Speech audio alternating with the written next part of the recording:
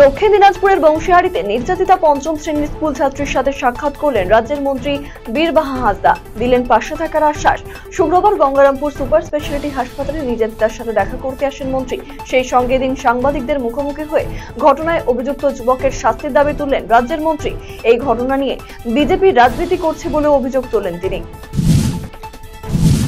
সাপের কামড়ে মৃত্যু হলো এক মহিলার। বৃহস্পতিবার রাতে ঘটনাটি ঘটেছে গাজলের পাঁচপাড়া বাংতাপাড়া এলাকায়। মৃত মহিলার নাম পার্বতী মুর্মু, বাড়ি ওই এলাকাতেই। বৃহস্পতিবার সন্ধ্যে 7টা নাগাদ এলাকার একটি রাস্তা দিয়ে যাওয়ার পথে ওই মহিলাকে সাপে কামড় দেয়। তড়িঘড়ি করে গাজল স্টেট জেনারেল হাসপাতালে নিয়ে এলে তাকে মালদা মেডিকেল কলেজ হাসপাতালে স্থানান্তরিত করা হয়। রাতে 8:30 নাগাদ মৃত্যু হয় তার।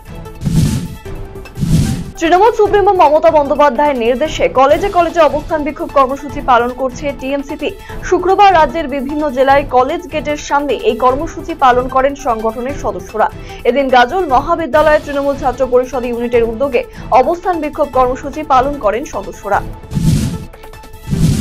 আদিবাসী নাবালিকাকে ধর্ষণ এবং খুনের চেষ্টার প্রতিবাদে এবং দোষীদের কঠোরতম শাস্তির দাবিতে মহকুমা পুলিশ আধিকারিকের দপ্তর ঘেরাও করে বিক্ষোভ দেখালো বিজেপি। শুক্রবার প্রথমে বুনিয়াদপুর শহর জুড়ে মিছিল করে বিজেপি কর্মী সমর্থকেরা, এরপর মহকুমা পুলিশ আধিকারিকের দপ্তরের সামনে জমায়েত হয়ে বিক্ষোভ প্রদর্শন করে তারা। এদিনের কর্মসূচিতে উপস্থিত ছিলেন জেলা বিজেপির সভাপতি স্বরূপ চৌধুরী, সাধারণ সম্পাদক গৌতম রায় সহ অন্যান্য নেতৃত্ব।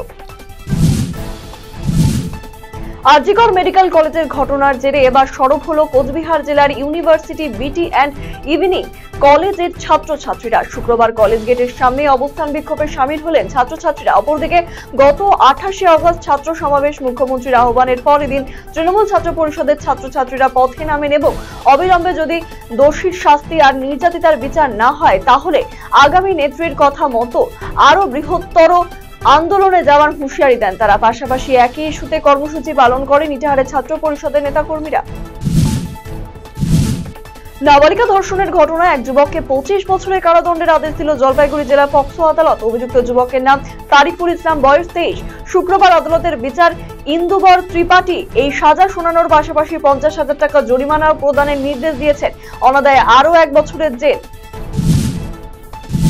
কোচবিহার এমজেএন মেডিকেল কলেজ এবং হাসপাতালের এমএসপিপি ডক্টর রাজীব প্রসাদকে বদলি করা হলো। তাকে উত্তরবঙ্গ মেডিকেল কলেজের ফরেন্সিক এবং টক্সিকোলজি বিভাগে বদলি করা হয়েছে। তার বিরুদ্ধে একাধিক অনিয়মের অভিযোগ উঠেছিল এর আগে, তারপরই এই বদলির নির্দেশ।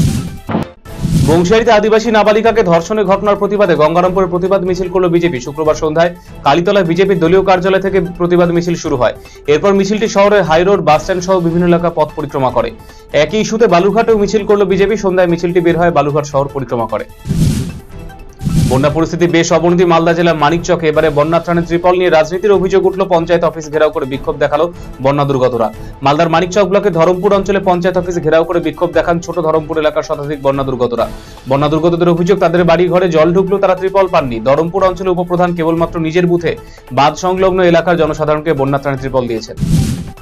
মালদার মানিকচকে ভূতনির দক্ষিণ চণ্ডীপুর অঞ্চলে বন্যা পরিস্থিতি পরিদর্শন করলেন সদর মহকুমা শাসক সহ প্রশাসনের আধিকারিকেরা। পাশাপাশি বন্যায় দুর্গত মানুষদের জন্য আশ্রয় শিবির ভূতনি চণ্ডীপুর হাই স্কুলে গিয়ে মানুষদের সঙ্গে কথা বলেছেন প্রশাসনের আধিকারিকেরা। শুক্রবার নৌকায় করে দক্ষিণ চণ্ডীপুরে বিভিন্ন বন্যা কবলিত এলাকা পরিদর্শন করেছেন তারা। এই দিনে কর্মসূচিতে উপস্থিত ছিলেন সদর মহকুমা শাসক পঙ্কজ দামাং, মানিকচক পঞ্চায়েত সমিতির সভাপতি পিঙ্কি মণ্ডল সহ অন্যান্য প্রশাসনিক আধিকারিকেরা। চিকিৎসার জন্য অর্থ লগ্নিকারী সংস্থা থেকে ঋণ দেওয়া, নগদ 60,000 টাকা চুরি, সেই সঙ্গে বাড়ি একাধিক সামগ্রী চুরি ঘটনায় আতঙ্ক ছড়িয়ে পড়ল এলাকায়। এমন ঘটনায় তুমুল চাঞ্চল্য ছড়িয়েছে মালদার মানিকচকের এনায়েতপুর অঞ্চলে মিরাগ্রাম এলাকায়। মিরাগ্রাম মহাজনটোলা গ্রামের বাসিন্দা শেখ একরামুলের বাড়িতে চুরি ঘটনাটি ঘটেছে। এই ঘটনায় মানিকচক থানায় লিখিত অভিযোগ দায়ের করা হয়েছে।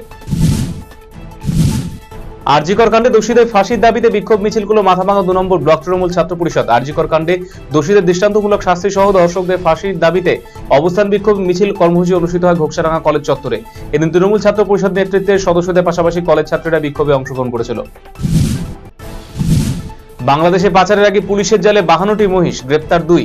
জানা গিয়েছে শুক্রবার ফাঁসি দেওয়া ব্লকের বিধাননগর মুরালীগঞ্জ চেকপোস্টের সামনে নাকা তল্লাশি করার সময় 2টি কন্টেনার গাড়ি সন্দেহ হয় আটক করা হয় পুলিশের তরফে।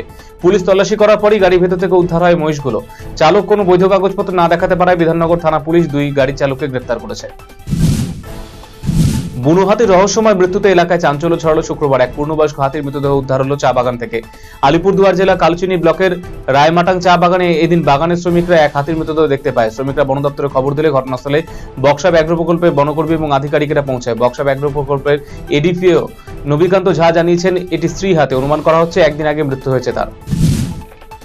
আর কতদিন সময় চাই, জবাব দাও সিবিআই, এই স্লোগান তুলে কলেজ গেটে তৃণমূল ছাত্র পরিষদের অবস্থান বিক্ষোভ। রাজ্যের অন্যান্য কলেজগুলোর মতো জলপাইগুড়ি জেলা ধূপগুড়ি সুকান্ত মহাবিদ্যালয় গেটে তৃণমূল ছাত্র পরিষদ নেতৃত্বে চলল অবস্থান বিক্ষোভ কর্মসূচি।